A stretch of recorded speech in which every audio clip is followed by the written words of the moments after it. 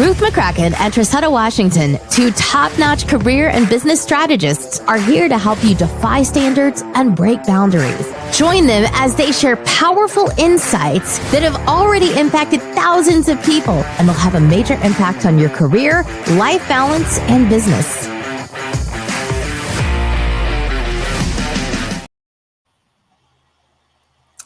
Great day, great day. Hey there, everyone. Hey, Trissetta. Listen, happy day. Yes, what an exciting. You made me think about that song. Oh, happy day. Well, sometimes we gotta push ourselves into a happy zone, and I'm really looking forward to breaking boundaries with you, girl. And as we are opening up the last month, yes, can you believe it? We're about to enter in. Wow. It's oh my God. It is a wow. December. It's December. How did we get here? It was just September. How did we get here? It's crazy. It's crazy how time is just definitely taking its course. You and I know to be true that we don't have control of time. So that's why we want you all to come on in here and enjoy every moment and every minute with us, because time is not on no one side. What you say? So thank you, everybody. Let's come on in. Welcome.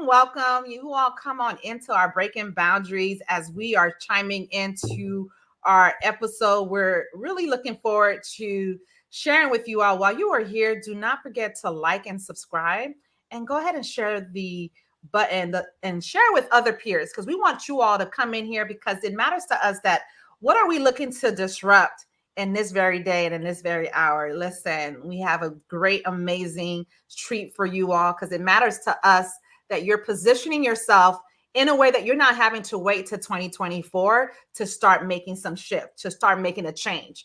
And that's why we're opening up our episodes with Change, Mastery, Unleashing. And what exactly are we unleashing? Well, navigating uncertainty, and in a way that you want to navigate it to where, as I'm pulling up my notes, navigating uncertainty, guess what? We're still on the pathway of increasing your confidence. How do you incorporate confidence in Change, Mastery, Unleash? It's time to unleash what you already have in you, but you want to go ahead and be intentional about it.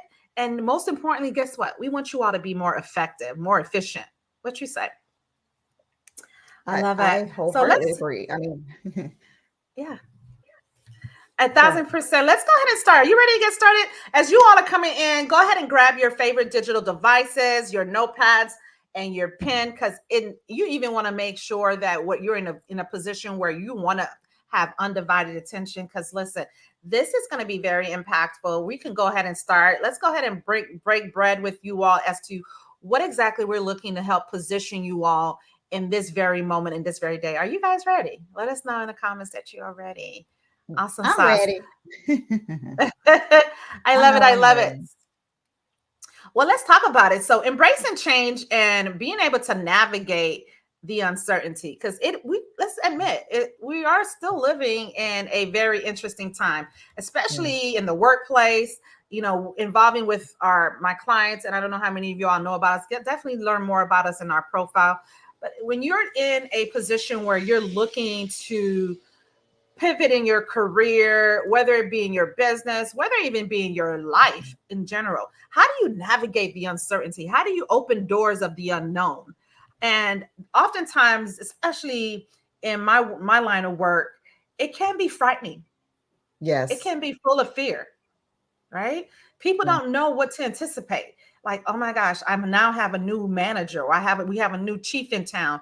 And does that mean that I may need to start looking? Or does that mean that I need to start creating a professional development roadmap, because now I don't know what to anticipate, right? So professional evolution, this has been, let us know in the comments if you find that your professionalism has now taken a major height, a major streak, as to now you have to put yourself in a position to learn more, sharpening your axe of your mental, of your communication, let us know, of your leadership styles, right?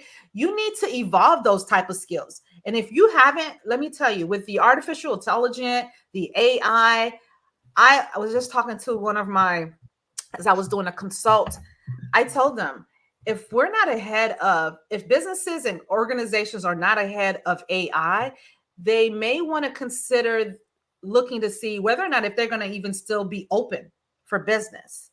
And that's how you want to look at your professional evolution when it comes to your skill sets. How are you embracing technology?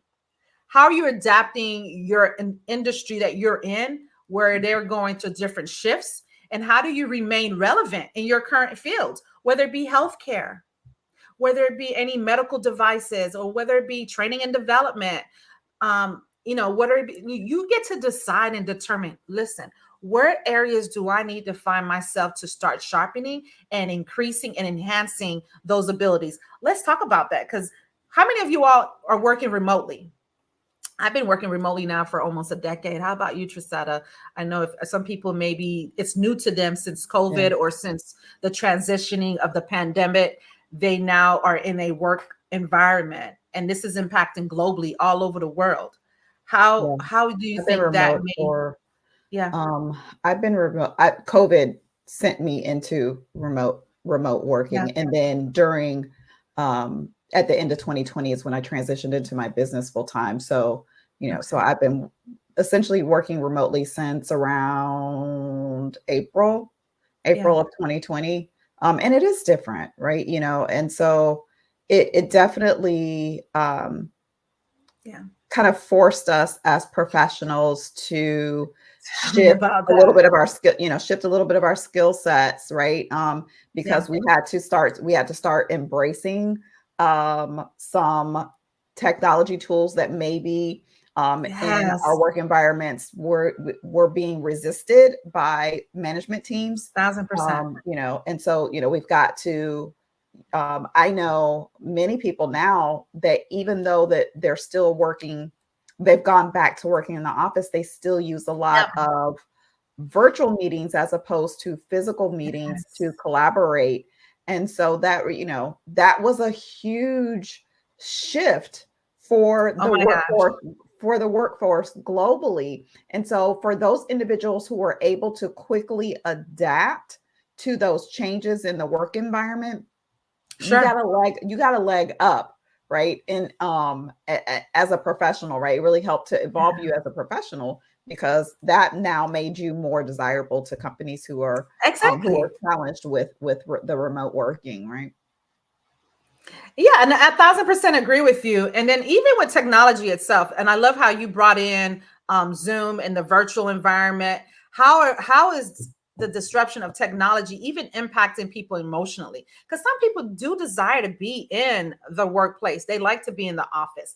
And depending on the person individually, what point can we talk about when it comes to the advancement? I mentioned I weaved in the AI, the artificial intelligence, and how it's now becoming a huge disruption when it comes, for example, in the technological world, in technology. For example, even if you're in the field of marketing and digital marketing, I often tell people, what is it about your skills that's so unique that makes you stand out in branding in a way?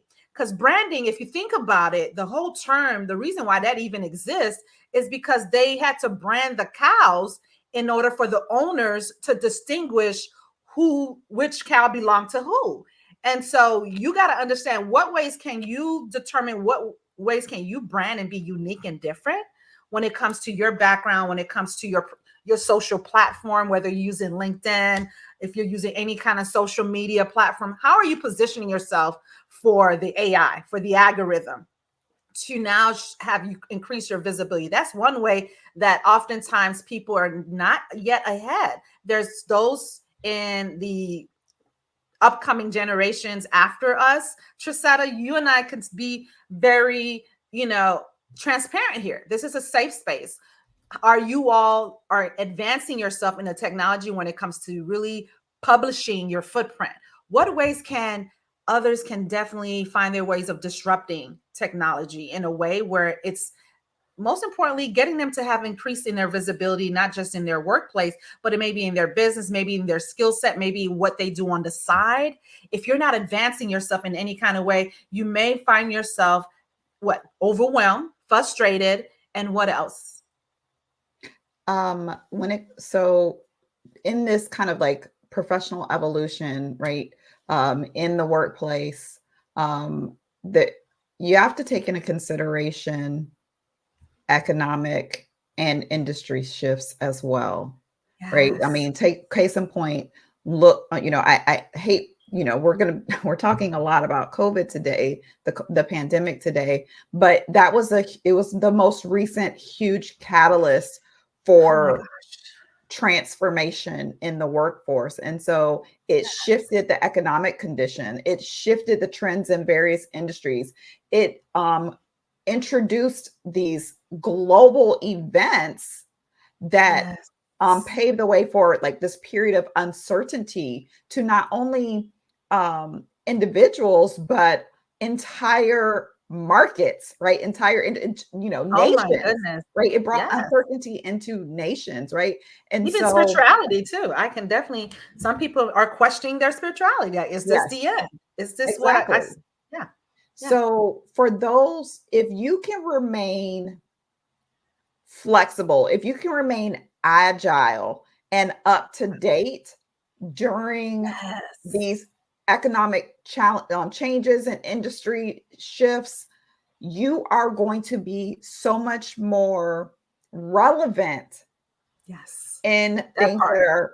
things that are happening. Like, for example, so a lot of people, myself included, during, when maybe a few months into the pandemic, when it was apparent that this was not going away anytime soon, I know I personally really started reassessing my career, my career path, Yes. what I wanted out of life.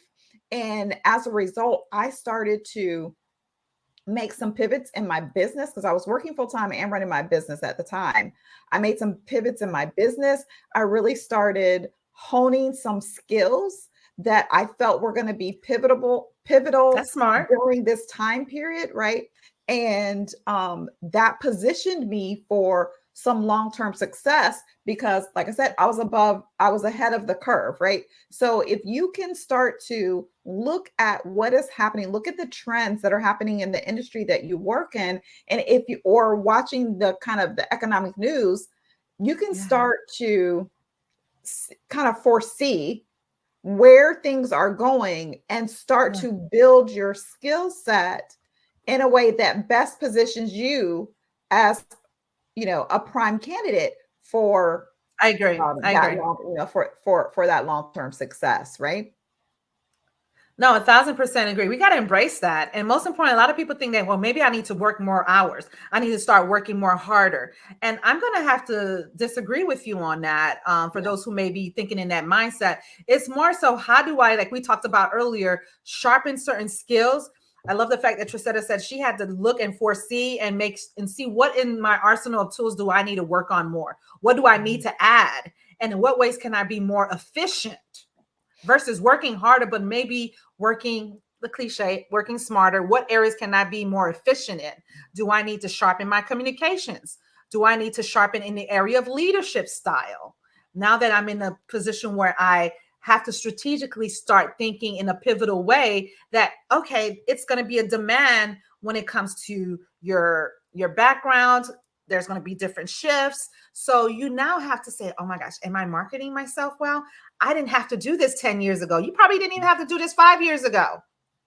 But now you're seeing the evolution, how it's shifting. Let's go ahead and jump right in on, now that you are wanting, let us know that what we're sharing with you right now is, you could see how this can definitely be valuable for you by now going back and disrupting some of your professional ways of creating a path on how do you advance or at least stay steady with evolution. Let's talk about how you can all overcoming resistance to change and fostering a growth mindset, because that's huge. And I know we hear that a lot in everywhere when it's talking about mindset, the growth mindset. I'm telling you, it's evident. It's evident if you're not growing mentally, if you're not even mentally, your mind, if your mind is not channeling in what ways can I overcome, for example, the fear of the unknown. How many of you all can definitely say, yes, I rather know I like to stay in the know. I like to be comfortable with what's familiar to me, whether it be in your current role. You maybe been in that job for 5 years, 10 years, 15 years. What are you doing to now say, I'm going to take a little bit more risk, maybe calculated risk? What's the reason that some organizations often resist to change? What are the uncertainties that maybe bring fear of the unknown, that may potentially create a lot of anxiety, not just on the peers, but the leaders as well, and as well as certain routines? Now, let's talk about what ways can you want to add some strategy on how to avoid that. Let's talk about that, Tressa, because I know you're huge on strategy and productivity. Absolutely. And what ways can they maybe find themselves offering a way to where fear of the unknown is just a way to get the experience? What is it? Build character. What else can do to kind of lighten the resistance on opening that door of the unknown? Yeah. I think the biggest thing is from a leadership perspective, right? Because many of you who follow us are in leadership, to help your team kind of overcome this is to be as clear and transparent as possible when you are communicating with them about any type of upcoming changes, right? Exactly. You want to outline the benefits for them. You want to give them an opportunity to ask questions so that you can address any concerns that they may have. You can go through, you can provide some training and support to help. I like that. People, help your team feel more confident in navigating whatever these changes are. But from an individual perspective, one of the things that I like to do whenever I'm dealing with something that really kind of gets me stuck in a place of fear because I'm unsure of what is to happen, I do this particular exercise, and I encourage you to try this as well, is I just get a piece of paper, and a blank piece of paper, fold it into thirds, or you can get, you don't necessarily have to fold it. You can just draw lines, right? Right. I label the first column gets labeled worst. Okay. The second column gets labeled reasonable or likely. And then the last one is best, right? And so I think about whatever the situation is, and I've talked about this method before, but I think about whatever the situation is, and I write out in that first column under worst, what's the worst case scenario? And so I'll write out. And our brain tend to go to the worst. So I love the fact that you start with the worst. Yes. This is very strategic, right?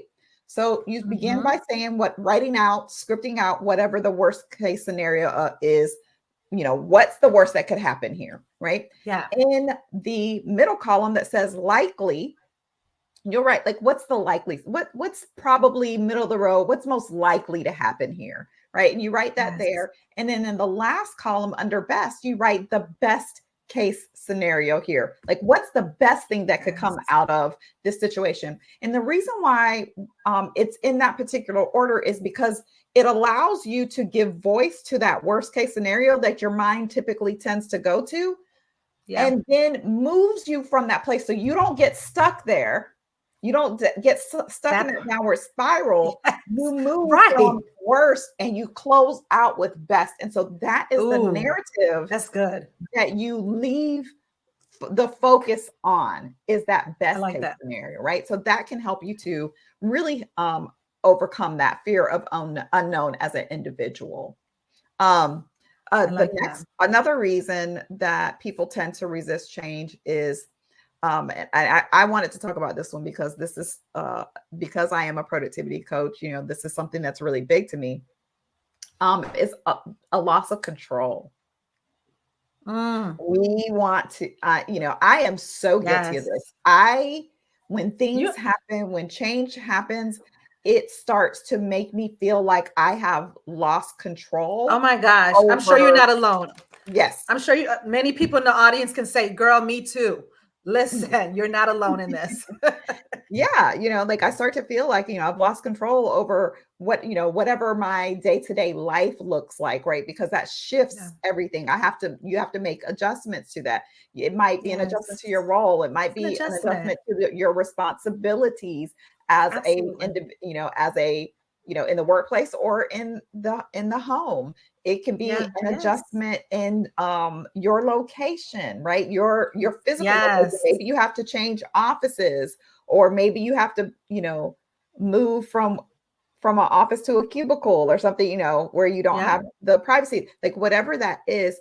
When people feel like their autonomy is being threatened, that can really force us to, or make us feel like we don't want to do whatever the change is, right? So that part. The strategy there would be to from an organizational standpoint, or as a leader, to involve your employees or your team in the process of the change. Right? I agree. Get their input. Let them contribute to the decision-making process so that they feel like they had a hand in whatever the changes that come in. It's not as much a surprise. Like, you provide them an opportunity to feel like there is some ownership there. So I agree. It can really help to mitigate those feelings of like that loss of control. Now, as an individual, what I like to do is to focus on what I can control. So I may not necessarily be able to, for example, I don't know if I talked a great deal about this on the podcast, but I care for my father who has dementia. And obviously there's a lot of scenarios where I don't have control over what he does. Mainly, because he doesn't remember. Right. Yeah. And it's frustrating because I might have the same conversations over and over with him, or he may be doing something that is undesirable to me. Right. Yeah. And I want to address it. And of course, he doesn't remember even doing whatever the thing was that I'm trying to address with him. And that can be really frustrating. And it makes me feel often like I don't have control over the situation. And in some cases, like, I don't. However, what I do is I focus on what can I control in this scenario. What in this narrative do I have control over? I have control over how I respond. I have control over there's certain aspects that I can control. And so I look for ways I can exert some control and allow the things that I cannot control to just kind of go by the wayside. So that might be helpful for you as well.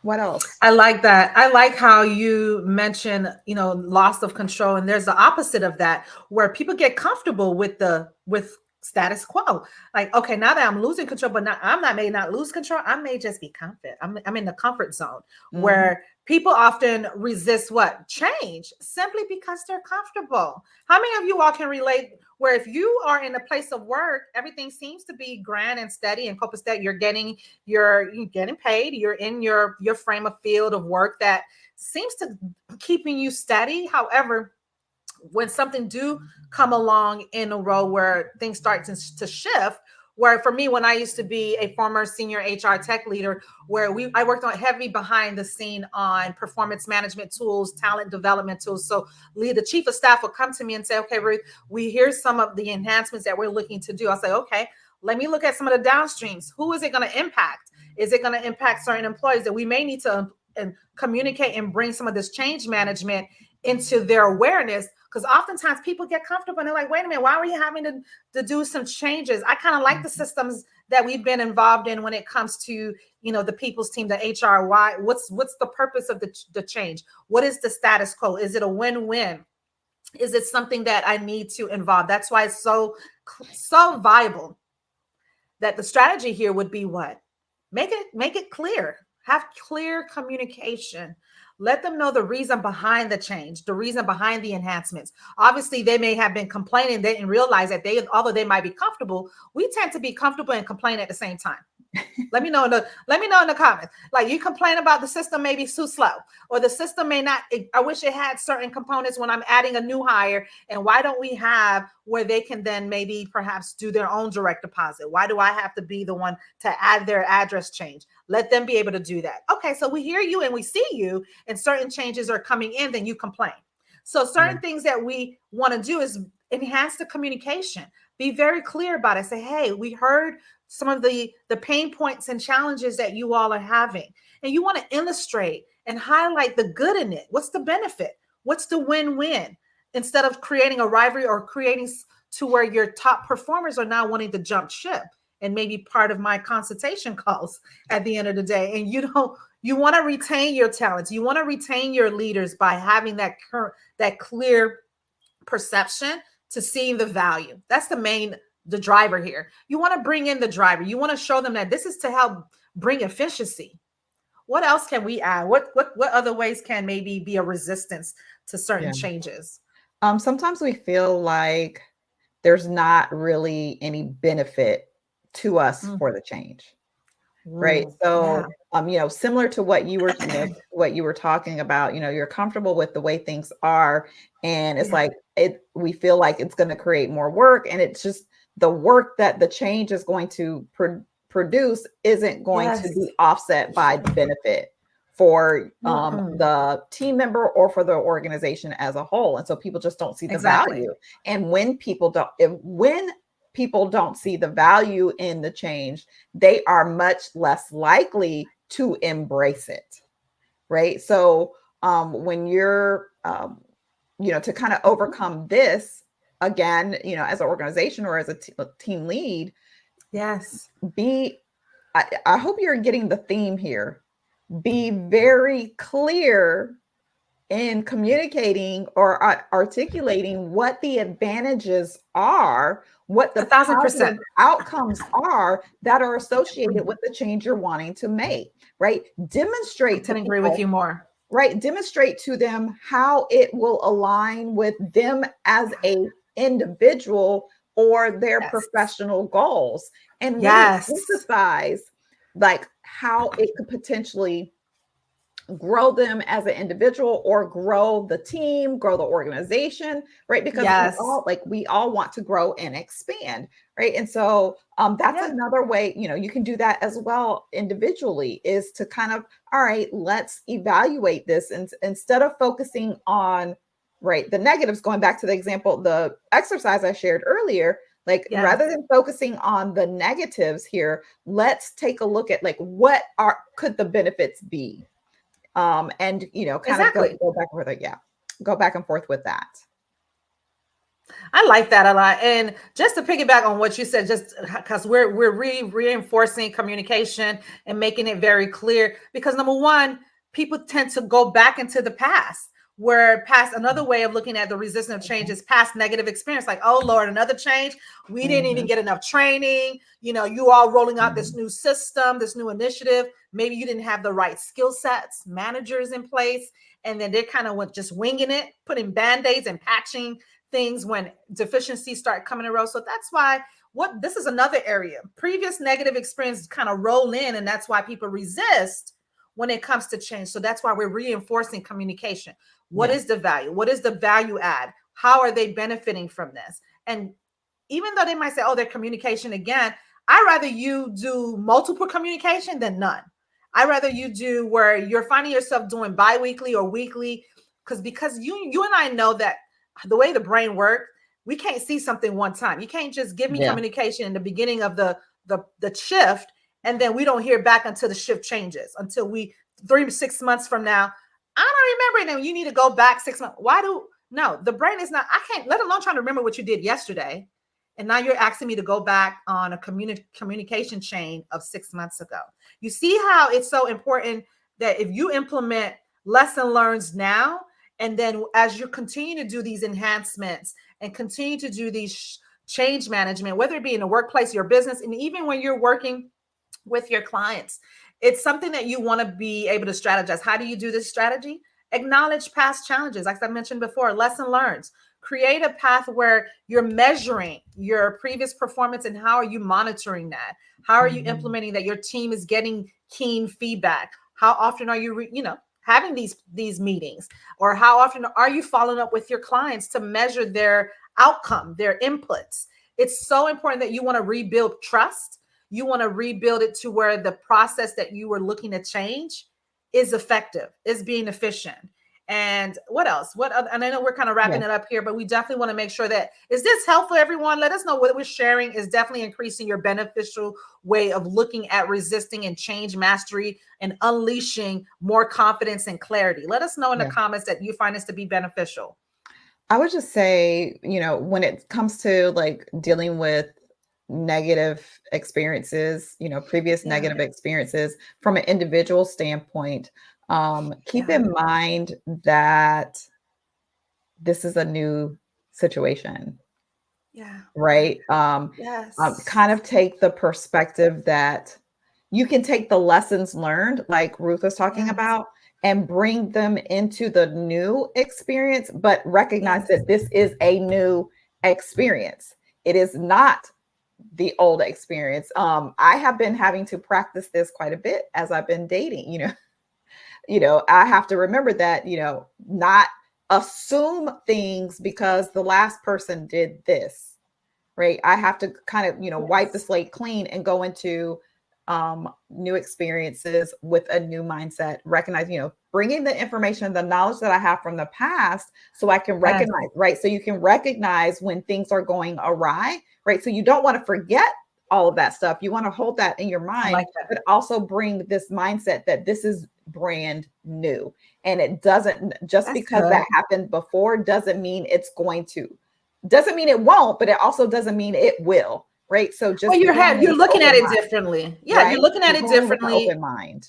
Exactly. And let's bring this home. Let us know, because we're bringing this because a lot of us tend to get, like we talked about it earlier, the fear of the unknown, how to embrace change and with the negativity of uncertainty. And now that we're doing the change thing by adding our mind, being open with it, we also want to allow the individuals to be able to shift it and embrace change. And what are some of the career growth opportunities that can maybe come out of this when you're doing the shifting, and how to look about doing this by creating a growth mindset. We even talked about how to overcome some of this resistance to change. And most importantly, how to even break down some of the experiences. How do you go through change? How do you take life, even life lessons and even past experiences and bring them into the now? So I'm really looking forward to hearing you all. What activities? We always tend to want to kind of walk you away with. Trissetta mentioned a really great activity by doing the 3-column rule. I think we would love to hear from you all and seeing how helpful and how beneficial that is. Because if you're not training your mind to see what is the what if when it comes to the best case scenario, the worst case scenario, and what was the other one? I think I missed. It's worst, likely, best. Worst, likely, and best. Yes. Perfect. And so I encourage you all to give yourself permission and challenge yourself to do that.